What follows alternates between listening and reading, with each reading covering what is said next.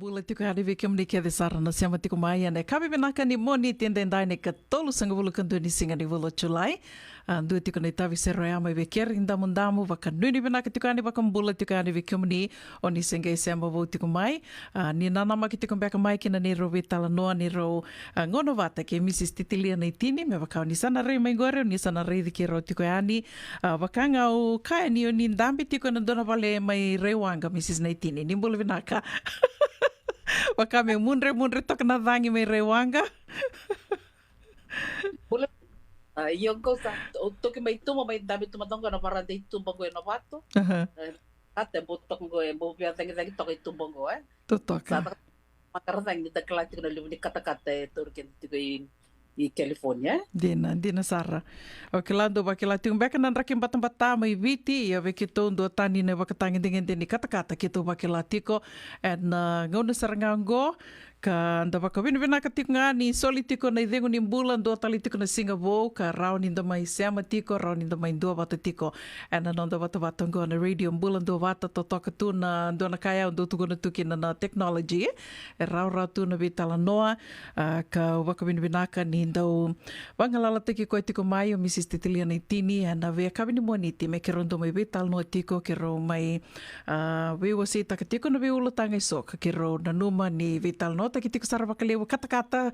se hot topic beka so beka na ulutanga ki rokelani veganiti ke na veka enda lako tu ruma tiko se na ngauna beka enda lako tu ruma tiko ya na usutu tiko ni nei rau vitala noa na vea kavini moniti ya na kavini kua au kelani bunga bekem ni o ni sando siama tiko mai na vea kavi o ni sana tori Mrs. Naitini rau tiko Kia kai senga au sureti ke mani mo ninga si ko tiko ani na nito YouTube channel ndo bitu ka ni kina na ni robital no ke sara ka na ngauna sange me tiko bukina ni robital no ndo baka madala tiko ani o Mrs. Naitini ni bera ni ke ronga ndo tarayani na ulutanga dhavanga ke ro na numa me ke ro na vitala no kina ia ni kua ne baka ni sa totolo sa tiko na toso ni kaloko au ke rea me nanga i vaka matata takani o Mrs. Naitini na dhava mada na ni ro ulutanga tiko ni vitala noa e na kavi ni kua Iwe na kauna ia wambula tikani we kem to kevina radio bulan do vata Patala kina we kem di kena we okani ni sama tingo me Amerika na we sei viti but kena we sei buru ni tikina ngone itau case o kena nda kilana was boka viti yo uno be tamana tingana na ndor vital no tik mai ndor vital no tak na kani domestic violence lemna kantala ko turuma tiko no ndama to vale yo ba na ken senge we tingo sana moni mata se tingo ele sarna bonno enda tikina nda song tikina ba we okani Pasang kabatan singa barang bukan kena maru teknis sing sudine no mendolomani. Oke tambula pa biokan ya. Dina. Sarap na ilala ndo to kono bung singa toki no kena da biokan baka bonua renam to matu ale. O ya kani baka bataka daka batala lutu itu bimbaliwai iyo na singa baka rawai au tik na baka mau na singa rawai. Dona ba mau daretel ya tona ro katoliko ro nanga ngo o mulai toke na sanaya dona sana biokani sana bitamang kito toki no sarap tal toka na biokani bokan lotu biokani bok ya wata kenonda biokani bokan ra sena nonda laban mumbek tangan yan nonda rule tang tikmeana na domestic violence rule ko ndor bitang to chino sa tunang bula bakawati Obvia kau tu vektal mai ngoni dona vama wada kana weekend go eto tok na kena vakanda voram bekana non rela ko tal non pada ina lotu katilik non relin lotu katilik tu tok vero non ngero sangi vaka mongo endo ela ko mai viti montangani monele tiko boli merika o ko wa tu kun chiko vaka vida non ro ko mai endua erua Dona tangani bat kina dona lewa mena rona matu vale rola ka mai en dona ito ro sa ko tu me kirawe bat kirawe ro en dundua beronga me pata go en tu ko boli meriko ele o turang esus mai viti me ro sana ga mete tang no matu vale ang italeta kana bi ka wase o father na singa tambo na singa ni ba so tia na singa roai etu bang ko kela ni ro sa mai to ya tang dona matu vale Rosana me bang takati kino nomro creativity Tapi kana numero kilana, numero skills, mai ena numero tumbo bole da kamai, numero sana kambe tu takan dona matu vale, koe ena tiku kina nambulenga lala. Freedom, freedom for the husband or freedom for the wife to be creative. Mono tarata ki endona matabu vale binaka, mai nai sana ka tal kadua merau fruitful, sanga ngani ure tamanga fruitful. Sangwal nga ni Roma ba tumbukao na bika ya karuna bitip tikirokina merauna mena pakabutung kana mena binaka ay what can fruitful na what can faithful both inda sarabilis tale una ekotalis tale mena stingan da gay baka maukina na da buta na nondan yana nondan din iya weekend taron dar sana may redet ko na naulutang ayani we pa mabota kena lang manivale may biro na biwit tinder we sito ka na mother sawati even na do do pa naktaklas ano pa mundo ta kami do lak tal man ta china and do lirong wa tale may buang gati weekend dai sana wasen do town nangon do lito yop tekin dar matubale dina. So o mo nga bakan date kya onyo rongo ta Evan na makay taltak na father and be fruitful, faithful. There's freedom and also what's the other one? Freedom, faithful, fruitful. What can do talo sangol tawon? Evan kat kuno kwa. Kung ba na kat mo no te kenda kilani kena te na matubal. Ito yung keda ba binakay? Nabi matubal.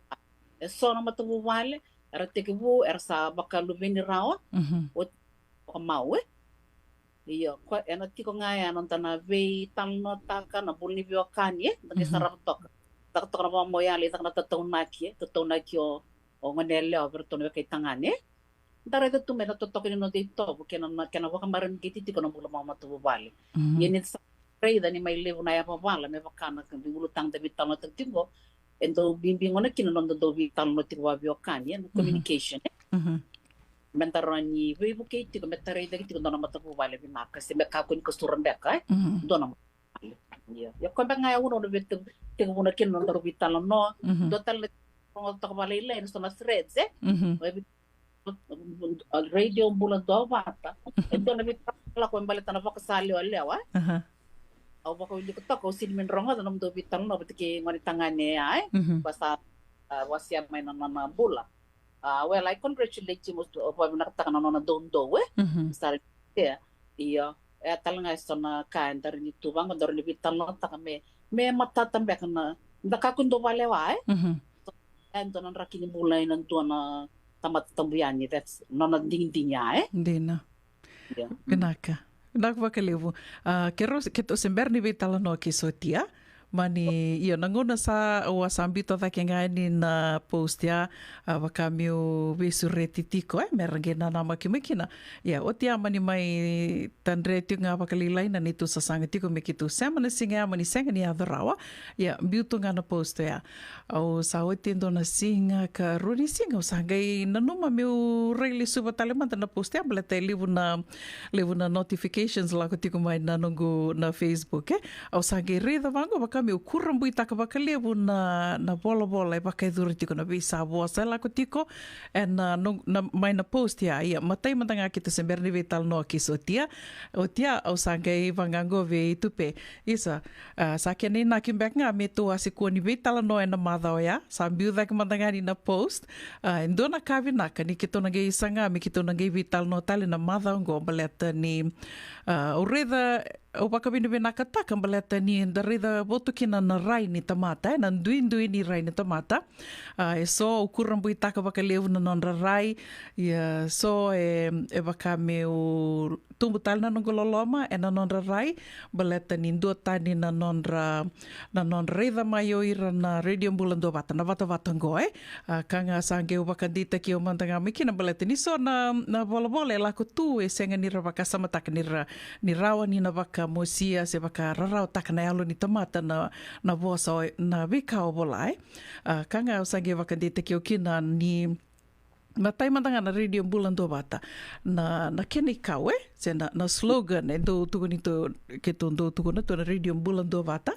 San Francisco koti kenda bata mai na ngona mai to ya bata ki kina na radio bulan do bata na kena usu tu na wakanana nu tamba kindo seranga me koti kenda bata mai na kau ito ke se mani wakada ndui nonda wakambota ndui na nonda rai na nonda bena bono enda ngwale mikina na waka nui e tiko ni rawa ni waka ngataki na wata watongo me kau te kenda wata mai. Kena balambale ai soli e tiko na ngalala, soli kina tamata ando na ngalala, mo ngole mai kina radio bulan do wata mai waka reitaka na nomu na numa na nomu rai ia menda vei la vei te waki tiko me kakua ni inda waka ngataka na wata watongo menda vei nreti sombo kina. Koe o waka vinaka kina ni ambiu dhaki ani na post ya, o sanga i reitha kina na rai ni tamata na kina ndui so wakame o na wosa wapalangi lako tiko mai na nungu wakasama is so far from the truth na panua e tuki na wata watongo na radio bulan do wata. Ko te kenda wate tiko mai, no matter what, na regardless, ndua e pakasa leo tiko, se senga o ndingi takama pakasa leo, se senga na vika kethe wao iai. Ke waka o nina wakamuri e tiko, se o nindo wakamuri mai na radio bulan do wata, nina reida ni so na songo, and ka ke tō sama i seama tiko kina na radio bulan do wata e California, e raweli utaki ra didi wakasaratinga uira kara wakasa leo tiko. E seanga ni ndua na ngalale tu ia vai ana ni tō rai seanga ni ndua na ngalale tu buai ndua me wakaleo atali ndua na tamata ke na kai ndingi taka whatever lifestyle ndua ndingi taka ia na nona ndingi wakate ki koe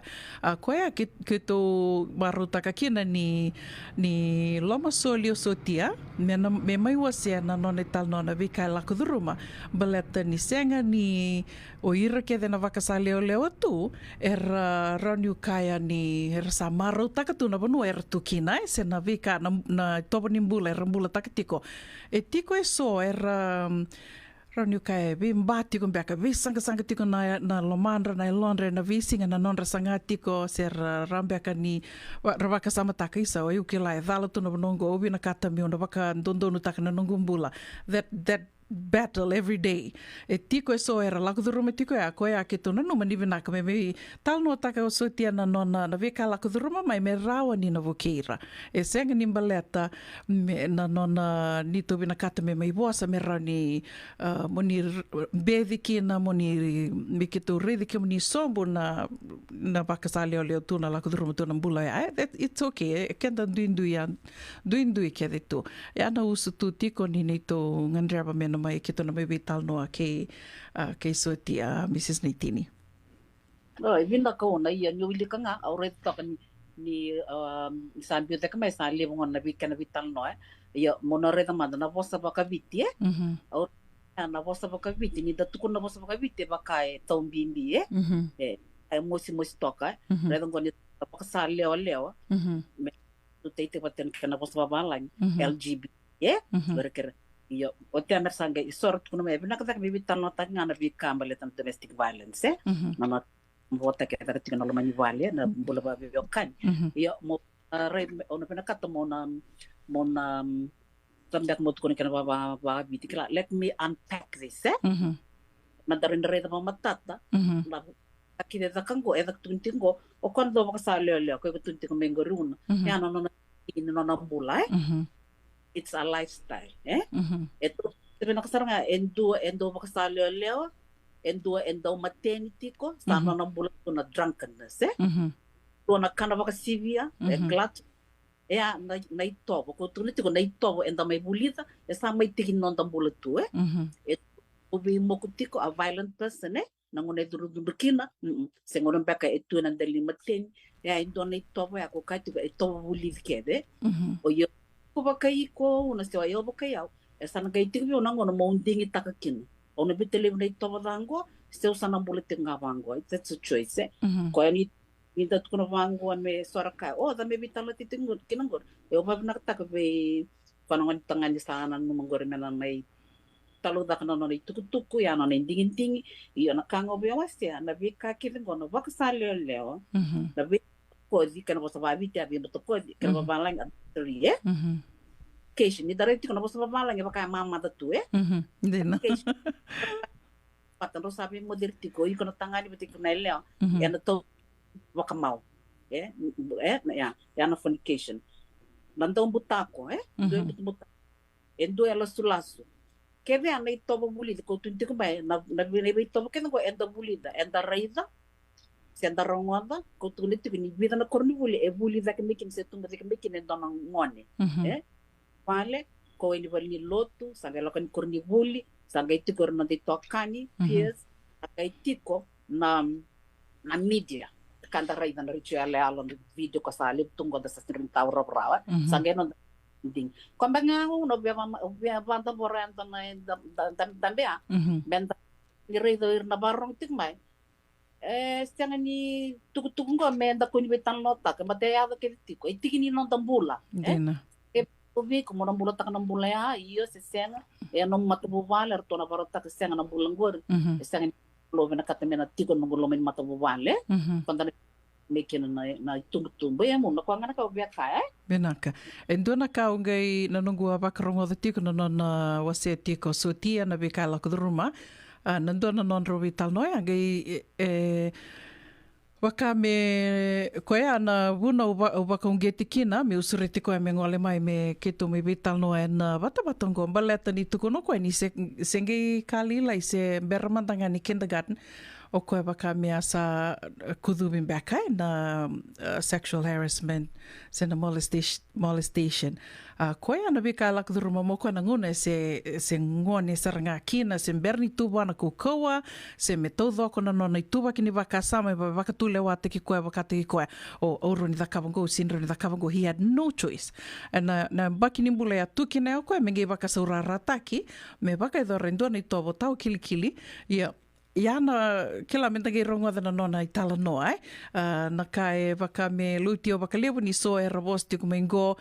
dendu ambeka e rasa e dhoba na mbaki ni mbula ka sa rau ni rabaka tule wa taka weda waka ni tuku na tiku mengo riku ndingi taka o ndingi taka mo mbula taka na mbula ngo sisenga e tu e so oro ni kai ni tu e so e rasa they were not in positions mera ndingi taka na mbula e ra waka me baleta ngana bika ra lakuduruma sa li wakabuna me rawaya sa ngai relaku nan dona ngona sa matua mai na tupa kini waka sama sa ngai rai na matandra I'm sure na buni alon ratalenga sa tuku ni tiko senga dondono iku dondono mo tiko ike ya na banua talenga au kilani na vina ka kina me mai wasio so tia na noni talano wakanu ni tiko ni na dona singa na madhango me kito na bebe tal no kina nge waka sama tak talenga na nungu waka wili ka toka na bi bola bolai mai waka idori tiko ya ni senga ni tubi kianda na dondonu menda lewata lendua baleta ni kianda kevengo kenda kede tamata tambuyani ndui kede tu na vanua se na we kinda la kuduruma we all have our different journey just because endua iko vati kongori o maro takatiko na vanua iko tiko kina senga ni keni mbale eseng matai mandanga eseng ni sulibi kundono mo bakale watali ndua ken karu eseng ni keni mbale that the next person e watali tungangur na vikala kuduruma se na nona dingi taka na nona dingi mandanga and then dui ke ditu koya kitu na domi wase tungani kena na vi kai sono ulutanga so mengai so li baka sama nga baleta ni dui ke ditu so beka ona rongo den dona kai na mai vi wase takiani na vatongo ona kilau iku ni anga viko so ona kilau ngo senga ni anga viau but it doesn't give anybody any right menda wasa bakadata kai ndua Engin dona kaya au reda tiko na do talenga na vata ya kona na chat Fiji dona vata ya o sando vango irango dabe sa tumbe kanga ina Londra baka sama na bising rayanra nga mai sa tunga na daik sa vira rasabi na kata mera bolo tunga mera bako dada takatun tamata waso baka dada takatu endua bilinga sombu tu endua se davai so na vata tungo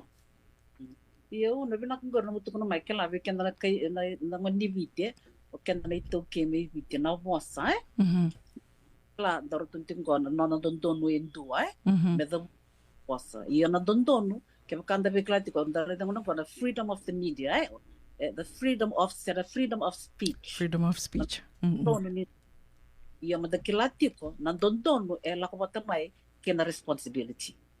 mo babalang itak rights come with responsibilities kaya ba ko sa bosa takin dona ka mo ka kuni bombo botak kina do tala tamato the responsibility kuni kain dona ka kwana ri bombo botak kina do me baka nguru na kla like we try and do general statements ni rongor tungo na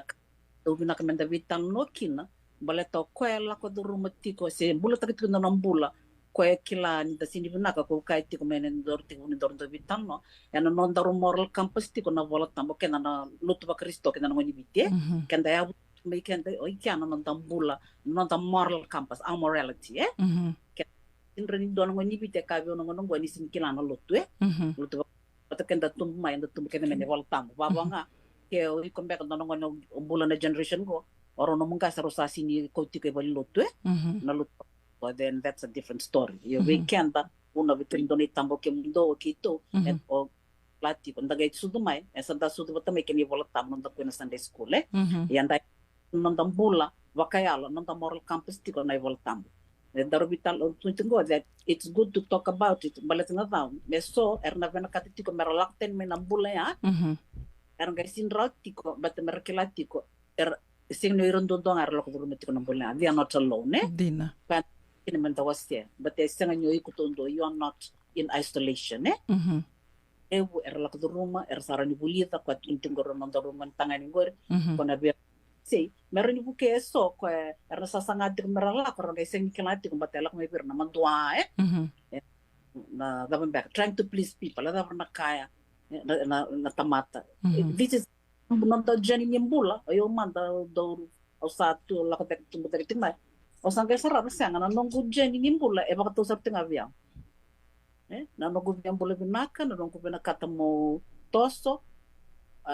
so kwarna ko tame biang na sang ni ena ko tame me biang na ka mo na wamal mulum teke mo sinre ni tandolo ben na bi ka ngan reba mo ramat ko ausana bandin di waram tanga ikya quando tu vango orto mere ana gay ko ngai ngai Pata una como ya sabe no destiny quando ganhou ela só propósito todo mais claro it's ada baka mo tukun e baka me ena do bring ena baka mo mulumtang na tamata ko ya sabe tu vi quando ela se viu sei quando me viu quando like it sort of suppresses you that you don't want to express yourself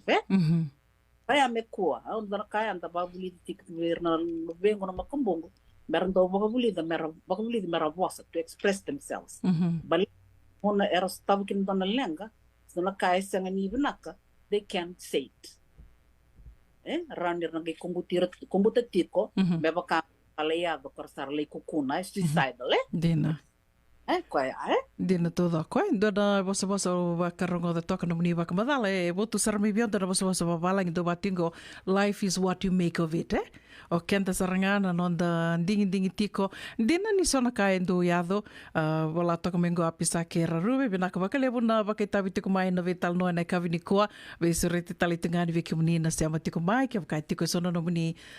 baka nananu so baka na baka samoni ve wasi mai ningai wala toka mai wala toka mai apisa ke I'm so sorry but it's not their choice they were born with it and baka salio wala toka mai au koe Ndone sana iyo ronida kai sona eso endi nangori iyo so as a make a conscious choice na bikar la kudruma eso era senga ninding takam baletanga na kar la kudruma sarli baka buna tu mera limbula takatuna nambula senga bekan ironida kai senga bekan ni salawata kena bika enda tumberi mai kina enda dui keve tu bambota na ustuli utalanga nimbula karawan indana bula takatikina nambul ni belo mani nambula ni beisau tu taki o ya menda nandau beithingo mitiko menda thingo amatiko na dui we are all different Senga ni rao ke baka mitu sana tiuk ngana visinga mo tumbula tak tiuk non tumbula visinga me sa wa tiuk ngango na baka nanu gona kau o talita kau baka mbauta gona kau tuta ka ira ke de ke mdo ke vengo mondo na mena vango na no mundo rai na no mundo baka nanu Yo, ya na bono na rakin rakita kina na tos balata ni konga oroni kaingo e buli kenda na kalo mendan duindui kede tu en dina ni ndalu vena en da udui ko ia en da duindui kede na vika en da baka i bota kina mai bua ko ya sambimbi kina na nongundo baka na nanu tena visingo ya mendalo mana na tamata tambuiani na tamata vakaiandua me tiko ngana velomani ka na ustu talangani velomani amenda na dhingoma tiko ni o koa ka tiko ya samu na watimu na luvemu tenamu tamamu endui you are not the same ondo vangona nongo vakasamu kito leo lima rona tangani ro ngase veau rona ganengo dona tangane ngone veau o te asange ngone tundu talento na leo ya ke baka me ke to tiko ke de na limango ni na remai na vieto to bata toka baka lila na ke tu rai io na ne tombula endui ke de tu ondo wango no go baka sama rao baka dava ni ke to sudunga mai na duanga na mai ve rao na tumbu go role rua take na but we are all different ke to endui ke de tu e va ke de sartunga ke baka benda me rambai leo vakalele na nonda rai na rai da ni o kenda ke da ndui tu and it is just our responsibility menda na dingoma tiko ni vatiko ya na nonda ndui senga ni kena ke menda levi rola ki senda vosa vakadata ka talindo na tomate se menda vakalewa menda na vakalewa tali na nona ding endua o bambuto sa nonda itabanga menda na vitarai da kitiko se dambeka na nomani rai Mrs. Naitini Yo, no sa ko sarango sa ko talita na ka tu na menda lingua matiko ni kenda duinduye ko tu na ngaya na no mudon no the rights comes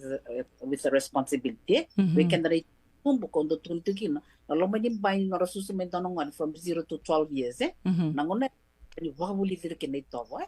but no ngone saranga mai teenage kina sa te ko bula ko itumba yang rabuno ya sana wuli tobo mai kina be buno keder tiku kina sana te kala kina dan sana rending sana sana tuku ni biro dan karna sana sarna kama osteng sarsin beta kam tanda tara tiko ena nonra bula vakayang mersa takam non rending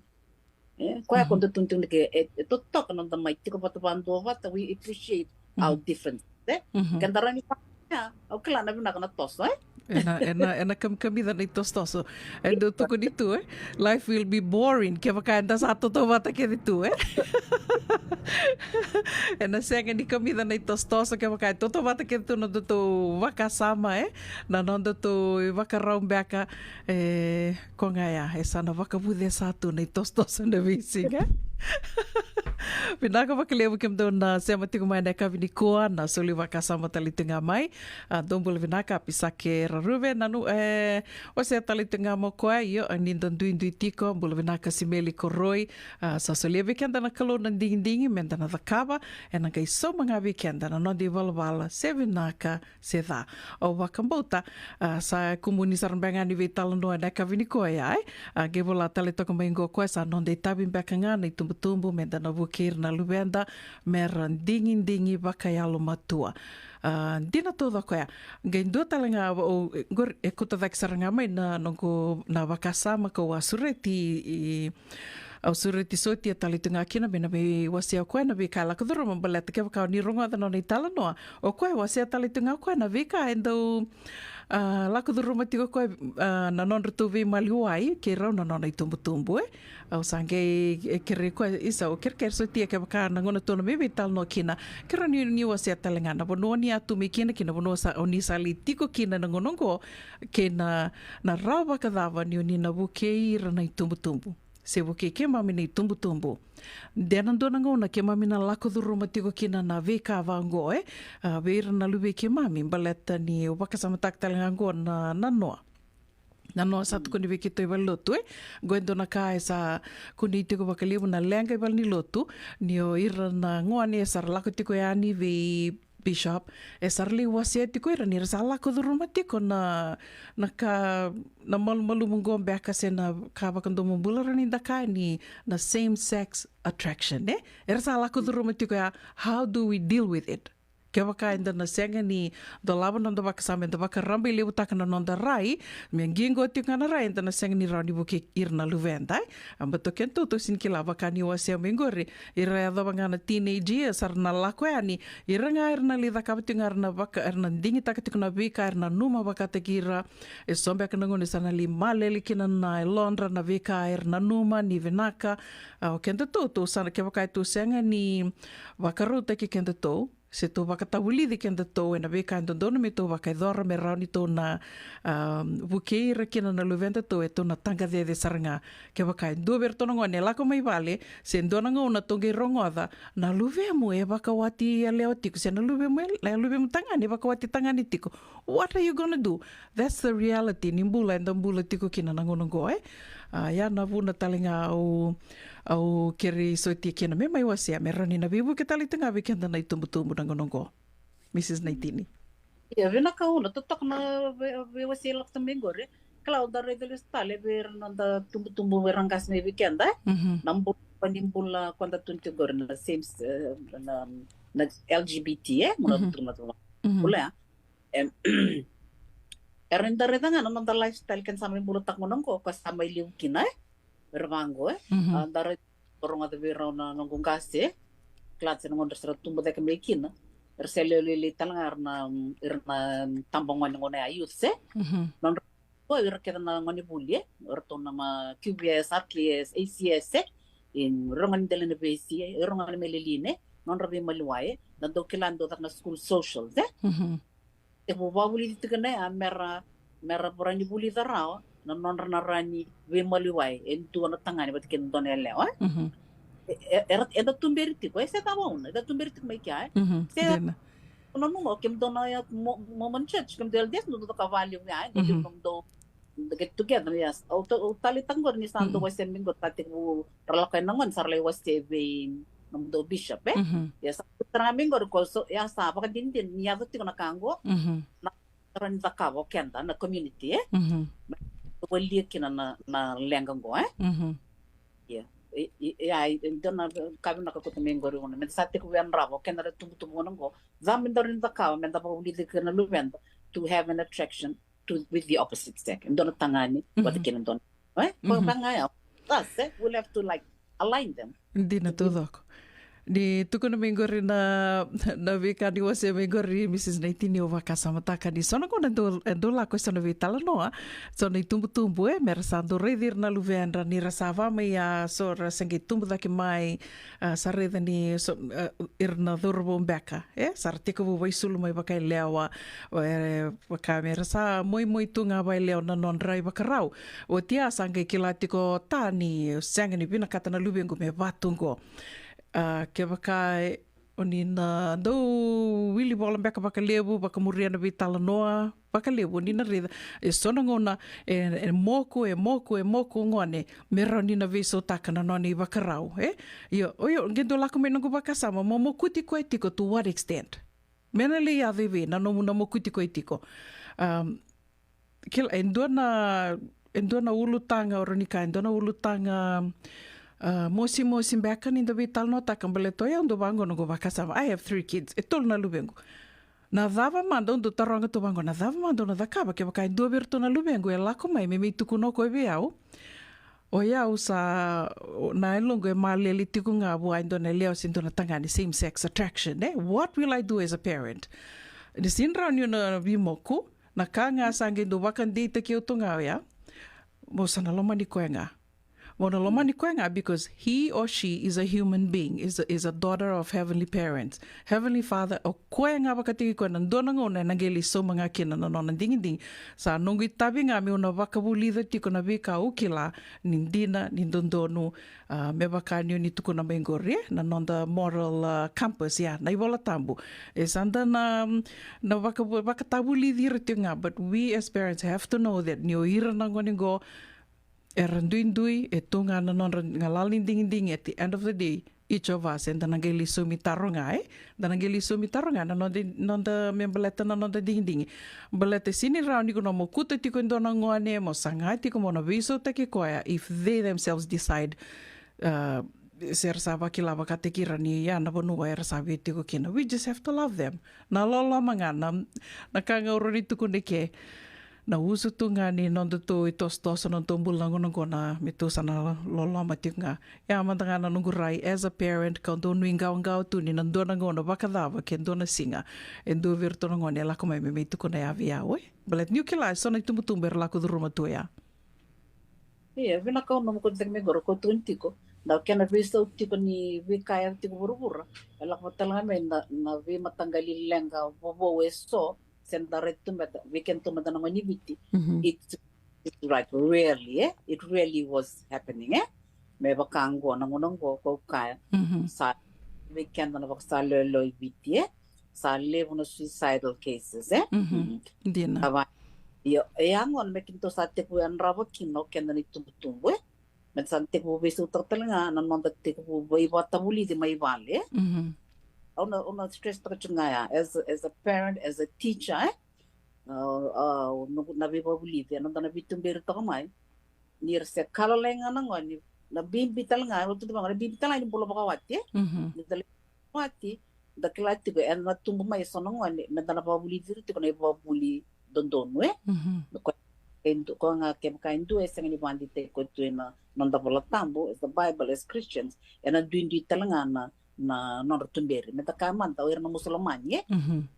era gira dona turang aring libu no tina dina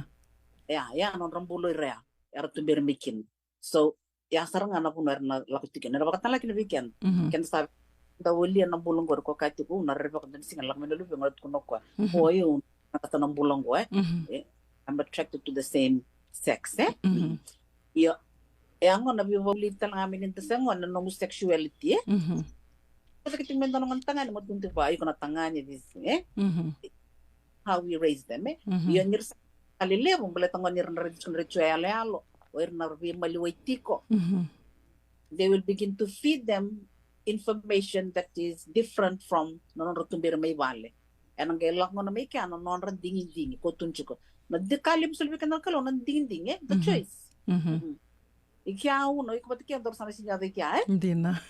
Sabe kasi minto nang ngene sa takaw no ninding sangay no teto nga na puasa. Tuli ba kasala, da guys bi mo sala kitu ndir no lak tani minam pula ya. Hindi na. Sang napetyan mer mo ko se dali kasi tira sa daw. Ita na kasi tira sa mangay bahay wa kira sa may weekend. Weekend, di na. Ko nga ya sa naustuti kong banga na nonda loloma, na loloma me doon do waseti kon doon na nito liu bal nilo do waseti ko kwa nindo na ngona tarungi ko o dever to na lubemo o lo mani ko ba kalibu daksara ertule bati ko na lubena sa gitarungi wa which of your kids do you love the most agito ko no ko sen o to bati ke ngana no lo mani rto agito ko no ko agito ko ni wa rongo de naksarango o ko na lubemo kando talendre ndua and gives you the hardest time o koia me uasi vindondua na nomolo mani koia me tiko tali dhaki na wakatangin ni nomolo mani koia o wambota sana rauni na mai dhawa tiko na nonda tubi tala noa ena loloma baleta ko nga na vono ero ni tona laki kone tiko kina na wakadengu na nuinde ke wakami tona velo mani tiko tona lolo matali nga regardless of what the situation is and duin na nonda duin ni ding benda na velo mani tiko waka nui ni nandona singango ke tona bebe tal no yani ke sotia velau na buku ni ulutanga ki romai tarati ko na kavini ko ka soriti kam ni talanga ke waka itu sono no mani waka nanu waka sama ni bia tomana mai na vital nongo ni sena ni ro vital no na vi mada wa ron ni ge bolanga mai ni bito mai viki rau na messenger uno buninda kua radio bulando vata talanga na messenger se vi titilia na tini tiko talanga na messenger ni vola mai ron ni kiro na ge mai vital no tali tiko ni kina na mada ka tu mai sena niro vital no katarava. Ia ni berenga ni kiro mai dava na niro vital no nei kavini kua, au na kere Mrs. Neitini me wakamadala tangaya ni tal no tangaya ni endua na membaleta tiko endua na sasanga, ka mai sasanga tiko kina endua na turanga ka o nikila, wambota bi kia mani bunga o ni sa dau wakamureto mai na news, na radio, na TV mai viti, na ngona sengai tau ya mai kina na television, na TV mai viti, o ni ke lawi naka na yavango Gabby Amberinga ni wasatiau. Gabby Amberinga kena nona sasanga tiko. Ke la ni dua na kai na wakaro yadu tiko na bula mengo wambota na bula September. Na bula September matei tiko ni ngauna me na buka tiko kina na wangabuka na Fiji Airways. Wakantondonu sara i Jerusalem, kena vika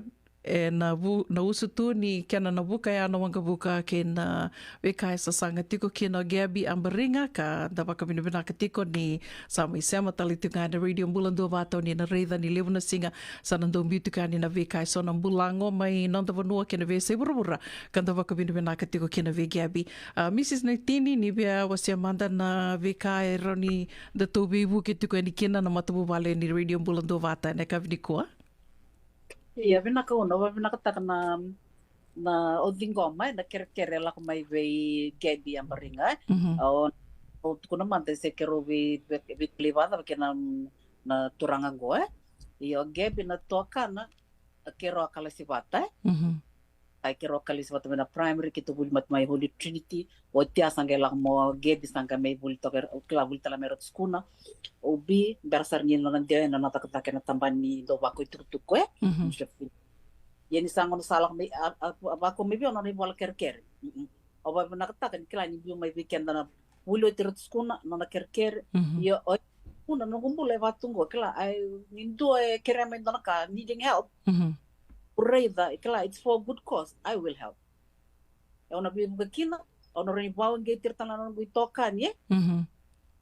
so ira kenta buli wati tamai sen tata kata boti mai menta toko na dona kayang e baro takango weekend na ngani biti ni dalotu ba Kristo ele weekend tumber na bucket list bana lak dona sini Jerusalem dina yo takango na rto ngani biti sambo tokara mai kya man sa tok mengo na Emirates on Gabby na krema me vaka me kito vibuka me vibuka na video na kani video production back e bana family katukuto ni kya mena takapatang na documentary kana matay ni bukan to non ta wanga buka me pakan to mai biti Tel Aviv kana karuan na lay taktal tunga ngone na Feast of Tabernacles da klana pagstao ti anon da chief guest tartangay kya andon ngoni toke tal ta puli uso may na CMF mai biti panda dibitu kinanda boklito kana ngoni biti mena bonongo Israel Holy Land ko ni bi mai biona kerkerau samen keren wir to na to manirot skuna wat ke ko ngai be bakal bana katame ribu ke mai ngandre bitiko ko to no $100 $3,600 bana boli kina na ya ni video ngom na video kit sambi tanga mo kana puno mena le boli kina isa kumuniranga ni lang ko sa ano ko itabi beka I've been tasked mona rani kumuna nela mongo me gai boli ngai online sabi tunga mo ko na vono me boli kina me bako ni me boli mertonga litor nga mesa na me Emirates unitingon o ngandre mga ko 550 na tamata ko lomo soli me soli e bits mo na dollar na lawo ni Amerika merani boli kina yango au tu ko mentai mid August me sarawan nila ba tolu non $1 lawo ni Amerika merani woli na online besaran ni takatakte ko may na Emirates berni la ko i Jerusalem ko banga no ko kerkerarambe ko nga ibo ko gate manastolia so sara soliti ko mai sa tekte nga mai na nugulo na telefoni 415-87-6478 no account name titilia U19 Nang beauty ko ani na no to wata go gai beauty ko ani na kena pakamata la leo ya na radio bulan do wata na no to Facebook page we kim ni na bian don linga tiko mai ke mani rosang bulan dola tinan dola tol sanga bulu se vidanga e round ni na wase mai se ni don linga mai kena me katiko ni bebu kena sasanga go baleta ken do na turanga ukila ni round ni na laki kota mai waka bola ka weekend na songo lebo go na Feast of Tabernacles kena na tuku ronu kai na ai tuku me boleta na nonda vanua sen na history e nonda vanua na Fiji Airways na nonda tona bukoya ken dua roni na kota mai baka bola ka weekenda na turanga go o Gabby Ambaringa koya roni da kai na nona vita vioka go koya na Vesireti tiko ani ki roba kama masu tiko nyongo ke rauninda. Viturlinga takawata kede na vivu kiongo ambaleta ni sano itiongo asarna gai da sana yali ani. Ia nakago na production ongo na video e na tubi na katunga adabuta tali tunga koe ni na limbiu tiko e na tambana ni tukutuku maroroi sena Ministry of Information back mai viti na archives e na limbiu kede tukina na vika e na li waka sokumu na mayongo koea o Gabby waka yalo as a production and around in a galimbi tukina tukuna tali tunga mo koea Mrs. Neitini be ira keder nan dondo linga mai e nan beauty ko kila nindo woti bangon do saralealo nindo woti na yalelo ngona sali dava kina sang gendo biu kede mai na ya dhanra kede o ira era baka tabi lelebu tabi lalai e gendo beauty ko mai na dhanra credits koea Vikiom niyo ni nan dondo linga mai sa tukuna tiko mo Gabby na yava kede ran dondo linga mai na game beauty ko yani and ngone le kidava kina na ngone sali tu doko kina me liba ko tia kede mo koe na vi tambo ya koe a ke roba kondu ni tiko kina na Veo kania na kawini kua ni rao ni tanan dondo linga tiko me kina niyo ni nan dondo linga me kina yana kena matela lai me baka wakaritaka tiko nia ena game beauty ko yani ena nonda wata ngona radio bulan do wata waka vini vinaka tiko ve Selina vinaka waka levu na sema tiko mai Selina watu waka ni sema tiko mbeka me vena kawini kua volato nga mo koe ngo Mrs. Neitini lolo mai kambimbi kai wali levu ni lenga ngo no parent would prefer either this or that au na kambi tiko nga wano lubengu ni leo ni ke tengo but then na nona tiko nga na nona ndingi e nona na ve masulaki me waka levu ni kalou e dau weba korombuitake ka na rawata nga na weka and rendre wekenda a miracle working God he is aya o pambuta ni sana totoko ya me na mai dhawa tiko kina na veitala noa na kawini kua e na radio mbulan do vata Mrs. Titilia Neitini vinaka waka levu na dau wake tawi tiko mai kalonga te tiko na vengaravi e na madha ongo